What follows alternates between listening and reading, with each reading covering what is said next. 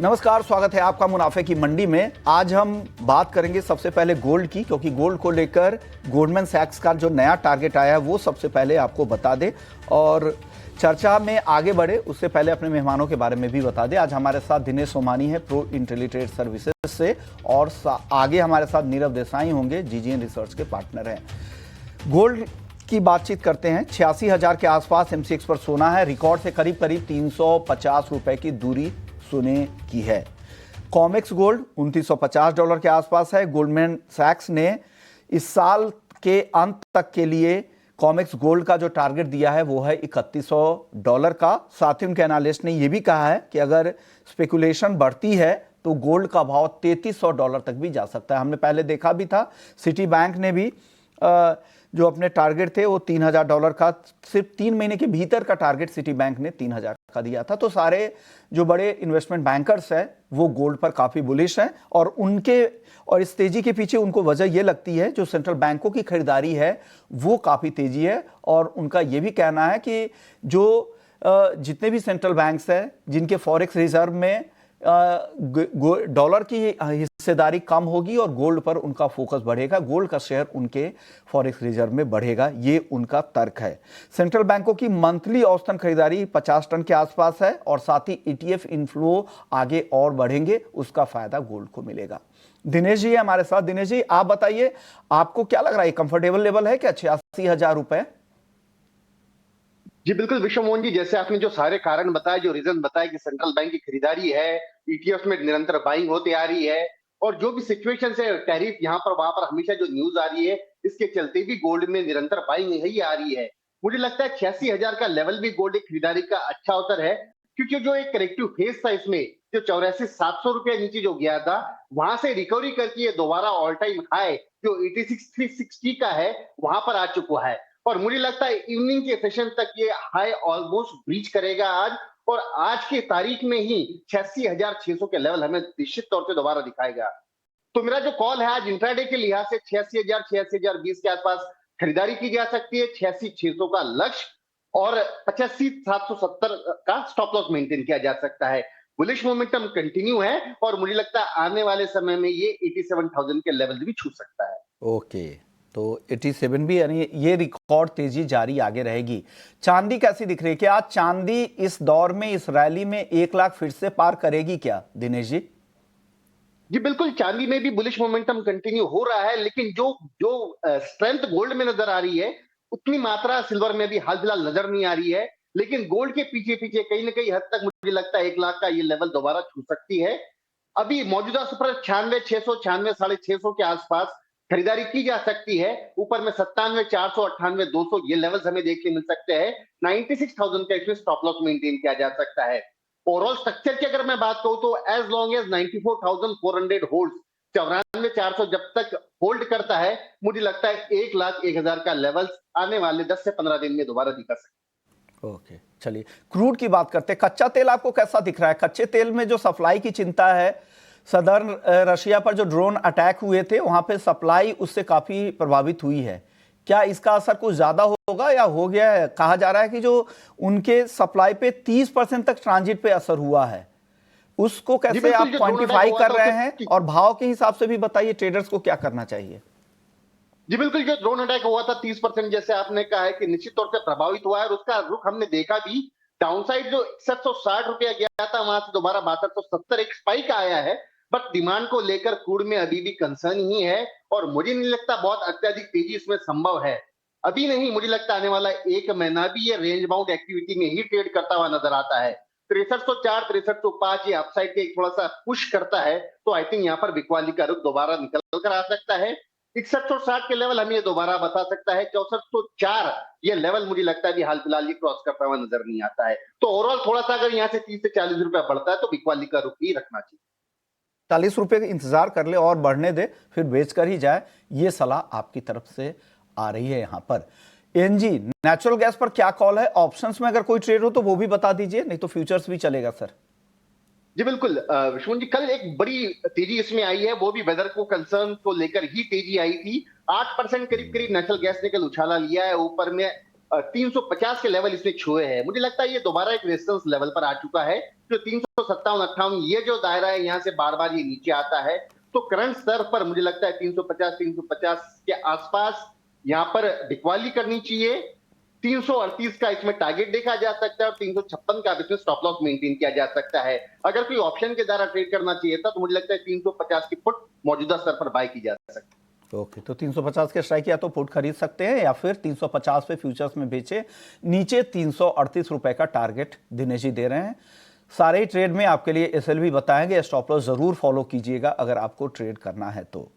Metals की बात करते हैं। बेस मेटल्स में आज आपको क्या पसंद आ रहा है? बेस मेटल्स की चाल आज कमजोर दिख रही है। कॉपर और जिंक ज्यादा गिरावट दिखा रहे हैं। क्या खरीदे क्या बेचे सर आज? जी, कल का सत्र जो देखा था और भी काफी डल था। मतलब कॉपर का जो हमने दायरा देखा था वो 860-50 नीचे का लेवल छुआ, ऊपर में 869 का लेवल उसने छुआ है। तो ये दायरा ये अभी भी मेंटेन कर रहा है, पर मुझे लगता है ये 860 का बहुत ही बढ़िया बेस बना रहा है। अभी 864, 864 के आसपास कॉपर में खरीदारी की जा सकती है। 872, 880 के अपसाइड पोटेंशियल ये टारगेट मुझे नजर आते हैं। 860 के नीचे का स्टॉप लॉस मेंटेन किया जा सकता है। तीनों बेस मेटल्स की अगर बात बताऊं तो एल्यूमिनियम मुझे बहुत ज्यादा स्ट्रॉन्ग लगता है। एल्यूमिनियम 260, 260-50 के आसपास खरीदारी की जा सकती है। 267 एक हफ्ते का लक्ष्य और नीचे में 257-50 का स्टॉप लॉस मेंटेन करें। ओके, तो चलिए बेस मेटल्स के सारी कॉल आपको मिल गई है। नॉन एग्री मार्केट पे पूरी तरह से बात हो गई है। एग्री मार्केट की ओर बढ़ते हैं और सबसे पहले बात करते हैं जीरे को लेकर। जीरा तेजी जो कोशिश हो रही थी, अटेम्प्ट हो रही थी, वो टिक नहीं पाई। लगातार दूसरे दिन जीरे पर दबाव है। कल भी करीब 1.5% की गिरावट, आज 1.25% की गिरावट और फिर से गिरेगा, फिर से 20,000 के नीचे आएगा। आपकी एनालिसिस क्या है? कई सारे इवेंट से आप होकर भी आए हैं, बैलेंस शीट आपको पता है। अब बताइए भाव क्या लग रहा है आपको? जी बिल्कुल, जो बैलेंस शीट्स की आपने बात की है विश्व मोहन जी की, करीब करीब 95 लाख बैग की फसल आ सकती है। मौसम अभी सामान्य है। अगर हीट बहुत ज्यादा बढ़ती है तो थोड़े यील्ड लॉसेस राजस्थान में संभव है। कैरी फॉरवर्ड स्टॉक भी सफिशिएंट है, लेकिन पाइपलाइन पूरी खाली है। मुझे लगता है जैसी अराइवल्स मार्केट में आएगी सबको लेना है माल और डिमांड भी एक रूप निकल कर आएगी। 27,000 28,000 के लेवल से जीरा निरंतर गिरकर 20,000 के लेवल जिसने तोड़े हैं।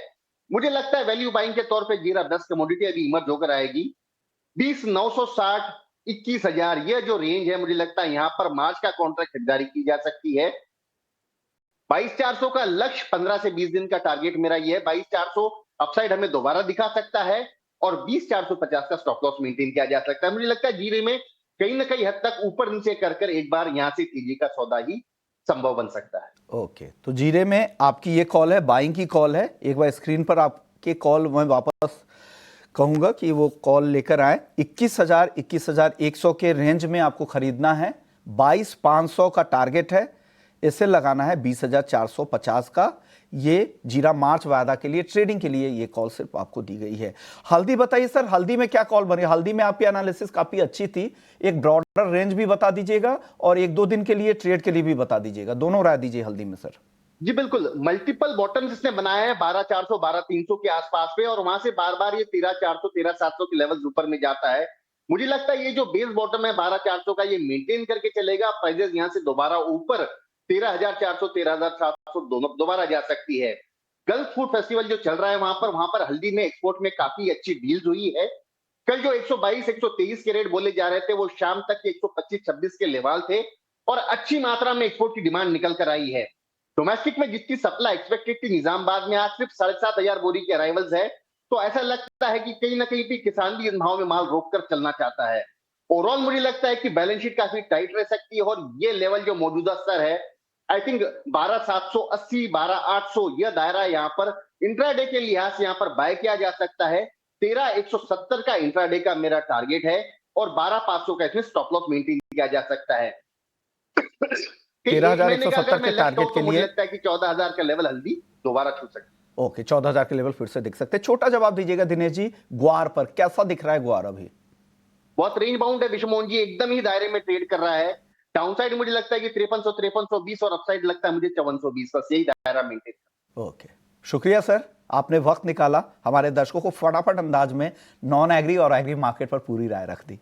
चलिए आगे बढ़ते हैं, पाम तेल की बातचीत करते हैं और बात करने के लिए आज हमारे साथ नीरव देसाई हैं, जीजेन रिसर्च के पार्टनर है। शुक्रिया नीरव भाई, आपने वक्त निकाला। सर, पाम के दाम फिर से बढ़ने शुरू हो चुके हैं। 4600 रिंगट के आसपास आज है भाव। आज करीब 2% की मजबूती और महीने भर में आप अगर देखें तो 10% की तेजी आ चुकी है। सप्लाई की चिंता फिर से बढ़ी है।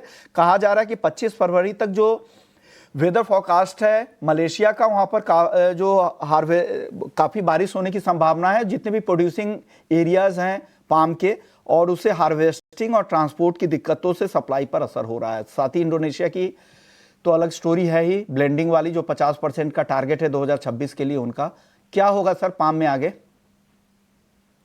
पाम की सिचुएशन में ऐसा है कि डेफिनेट है, जैसे आपने कहा कि रेन्स के कारण थोड़ा सा हार्वेस्ट इशू आया है और ट्रांसपोर्टेशन इशू आया है।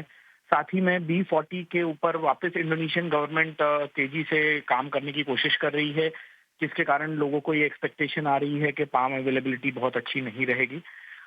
साथ में थोड़ा सा साउथ अमेरिकन वेदर भी जो है वो कहीं ना कहीं हल्का फुल्का डिस्टर्ब करता रहा है एक कंप्लीट आइडल सिचुएशन को।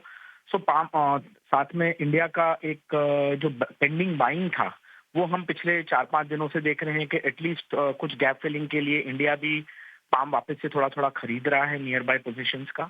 ये सारा सिचुएशन देखते हुए ही ये मार्केट जो 43-4400 के आसपास था, ये 4600 BMD पहुंचा है। और हाल फिलहाल ऐसा लगता है कि बहुत ज्यादा बड़ी कमजोरी पाम में नहीं आए जब तक कि ये हायर प्रोडक्शन साइकिल पे पाम एंटर नहीं करे अप्रैल मई मंथ में। तो पाम को लेकर, बाकी खाने के तेल को लेकर आपका क्या आउटलुक है? सोयाबीन को लेकर तो रिपोर्ट कह रही है कि यहाँ पे खरीदारी काफी तेजी से हो रही है। MP वगैरह की रिपोर्ट है, महाराष्ट्र की रिपोर्ट है, जो सरकारी खरीदें काफी हो रही है। भाव को लेकर क्या लग रहा है? सोयाबीन में आगे क्या होने वाला है सर? देखिए, सोयाबीन की अगर हम बात करें तो उसमें अभी भी आउटलुक बहुत सपोर्टिव नहीं है। सरकार की खरीदी जरूर हेल्पफुल रहेगी ओवरऑल, बट आज की तारीख में DOC का निकाल सबसे बड़ी डिफिकल्टी हो रखी है। एक्सपोर्ट मार्केट में टोटल अर्जेंटीना ब्राजील हावी हो रखा है अच्छा क्रॉप होने के कारण, और साथ ही में इंडिया डोमेस्टिक मार्केट में उतनी अच्छी हलचल नहीं है DGGS के कारण। ओवरऑल सोयाबीन में बहुत कोई सपोर्टिव ट्रेंड नहीं लग रहा है। हाल फिलहाल इस प्राइस में कोई बहुत बड़ी मंदी भी नहीं आती है, बट ये लोअर लेवल्स पे मार्केट अभी टिका रहेगा। जहां सोयाबीन ऑयल की बात करें तो सोयाबीन ऑयल बहुत इंपॉर्टेंट है, क्योंकि आज की तारीख में इंपोर्टेड ऑयल में सन और पाम बहुत महंगा है। सोया ऑयल ही ये गैप फिल कर रहा है। और एक अच्छी बात यह है कि अभी साउथ अमेरिकन हार्वेस्ट रहेगा, और उसके कारण वहां से माल की अवेलेबिलिटी भी रहेगी और इंडिया इंपोर्ट भी करता रहेगा। ओके, चलिए, तो ये कुछ फंडामेंटल्स है खाने के तेल को लेकर। शुक्रिया नीरव सर, आपने वक्त निकाला, हमारे दर्शकों को बताया कि मार्केट में क्या हो रहा है, खास करके पाम और सोयाबीन पर आपने अपनी राय रखी। चलिए, मुनाफे की मंडी को यहीं समेटेंगे।